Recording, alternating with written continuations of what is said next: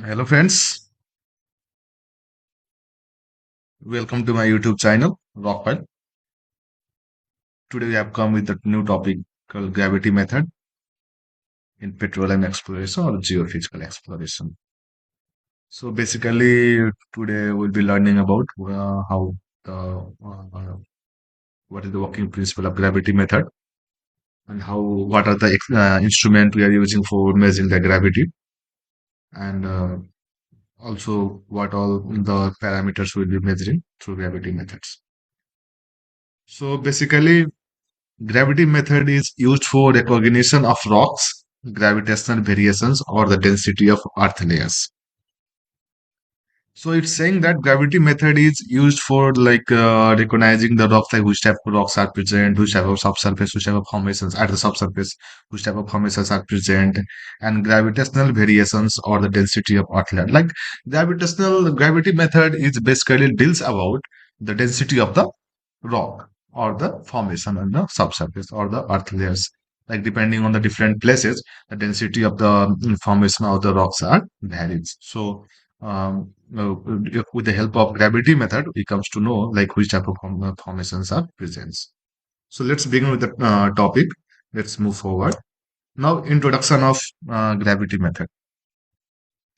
So the primary goal of studying detailed gravity data is to provide a better understanding of the subsurface geology. The now it's saying like the main goal, the first goal of gravity method is of studying the detail about the gravity data of the Earth. Like as we know that Earth contains gravity.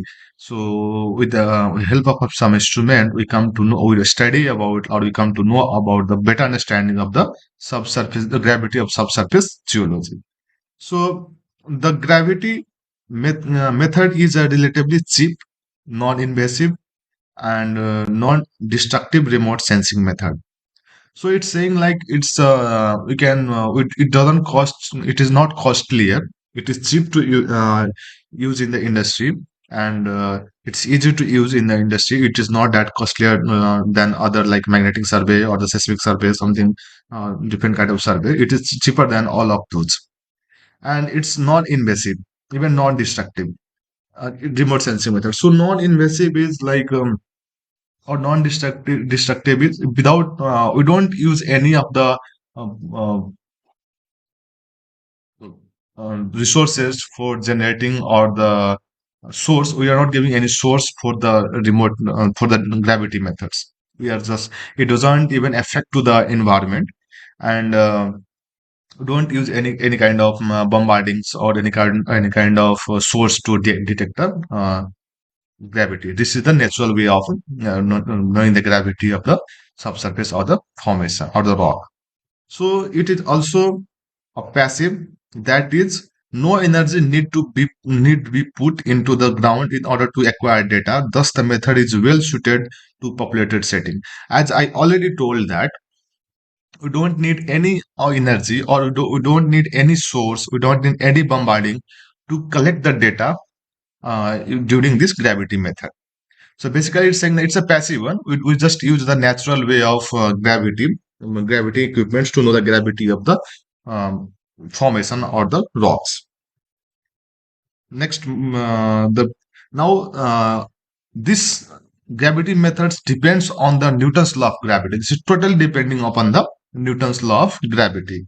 So what is the Newton law of gravity? It states that force of attraction between two masses whose dimensions are smaller with respect to distance between them is given by like m1, two masses. There is two masses m1 and m2, and there is a force of attraction. Like you can see on the figure that there is a F1 and F2 between the mass 1 and mass 2. So this F1 and F2 is equal to uh, gravity, gravity constant into mass 1 and mass 2, and also by the radius of the or the sorry, the distance between the two masses. So this is the formula to know the gravity, and that which is given the Newton to measure the gravity. So F is equal to g m1 m1 into m2 by r2. The Newton of gravity is the unit of gravity is Newton. Now this gravity depends on altitude of the land, like how what is the altitude, how height, or um, it is level to the sea, like it is level to the sea level, or it is higher than the sea level.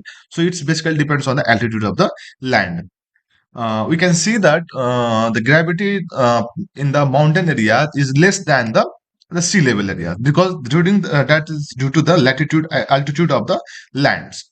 So that's the reason gravity depends on the altitude of the land. Now latitude is also depends on latitude, the horizontal planes of the earth, like the latitude of the earth depending on the distance of the latitudes, the gravity differs. Now, distance from the Earth center of the gravity, it also depend on the distance from the centers of the gravity. Like if it's near to center of the gravity will be more higher, and if it is as it is goes far, the gravity of the uh, Earth starts to decrease as you go far. So you can say that at the center of the Earth there is more gravity. So this gravity depends more on these three parameters.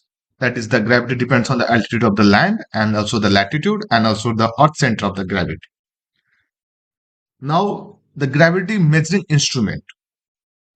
There is like two three types of measuring instrument, instruments, that is called gravimeters, and from that we basically use these gravimeters. So what is gravimeter?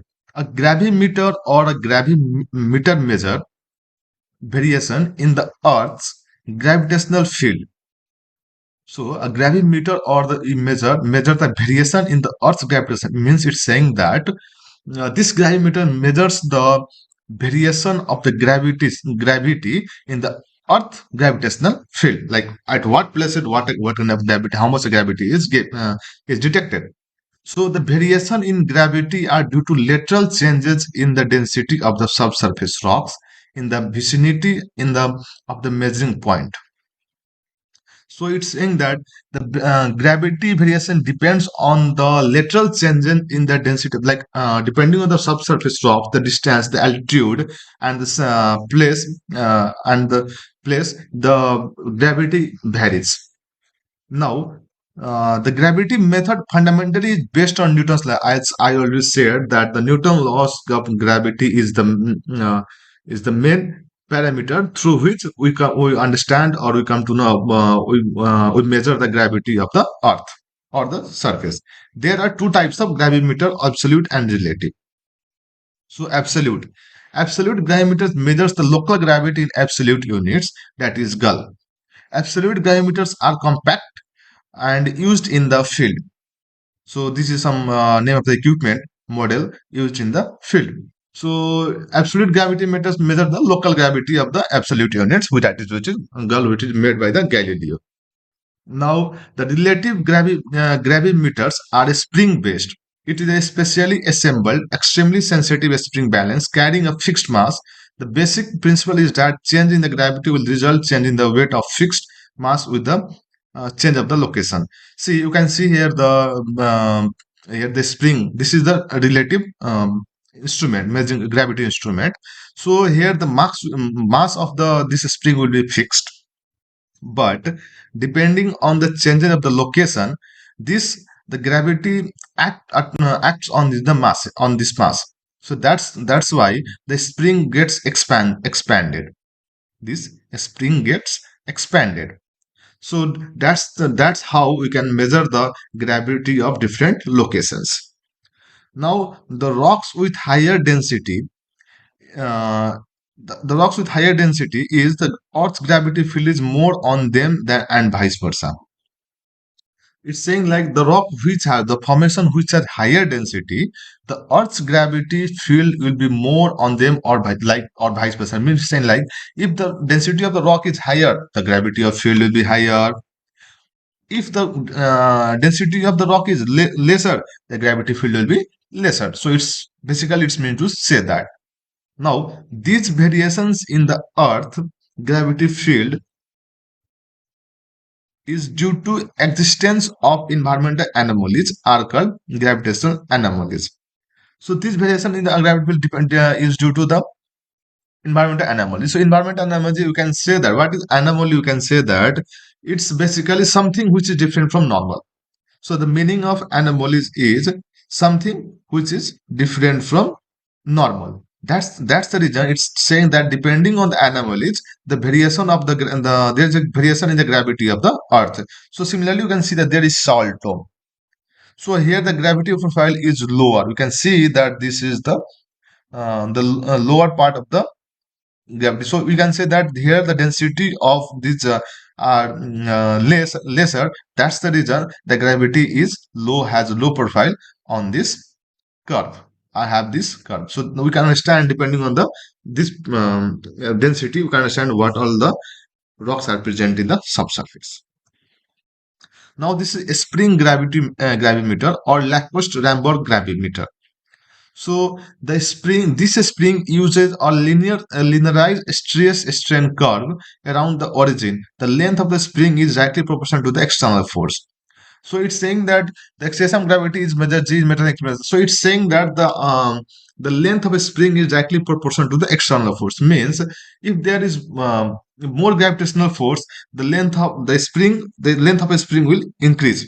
If there is less gravitational force, the length of a spring will decrease. That's the main concept of this spring gravity meter. The Laplace and Ramberg straight line gravity meters uses a new suspension in which the movable element moves vertically in a straight line rather than in the arc of the circle. The same thing. The new suspension that the spring, if there is more density, there will be more. The spring will be enlarged, and if there is less density, this spring will be decreased. Like depending on the density, it will show their enlargement. Now, this is one of the measuring gravity measuring meter, that is wooden gravimeter, which is used widely in the field to measure the gravity of the Earth. So, the common gravimeter on the market are the wooden gravimeter. I said that is widely and this is common gravimeter to use in the field. Is in the field to measure the diameter of the gravity of the Earth. The wooden gravimeter is an entirely mechanical and optical, relying only on a AA battery for illuminating the crosshairs. It uses a fixed length spring and mass attached to a calibration spring and binary scale to measure gravitational acceleration. So it's saying that it is entirely a mechanical based instrument where this length of a spring is fixed and mass is attached. So depending on the gravitational acceleration or depending on the gravitational field, this spring gets elongated and it shows the readings. Now gravity survey. So what is gravity survey? Gravity survey is an indirect or the surface means of calculating the density property of the subsurface materials.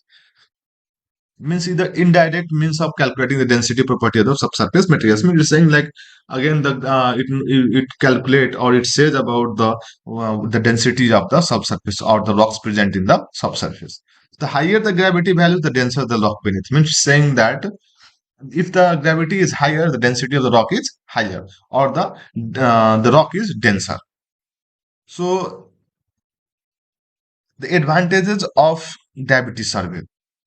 Advantage of gravity survey is fast, inexpensive tool for evaluating large areas. It's saying that it's fast, like we take less time to evaluate a large area, and also inexpensive tool means already we have discussed like this gravity survey doesn't require any of the bombarding, any of the source to be generated during the this gravity survey. So it's less cheaper than others surveys.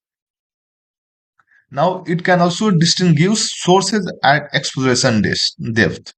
Yeah, it can also distinguish like what kind of sources we are getting from the subsurface. It can distinguish, it can differentiate from the exploration depth, like what type of rocks are present in the subsurface.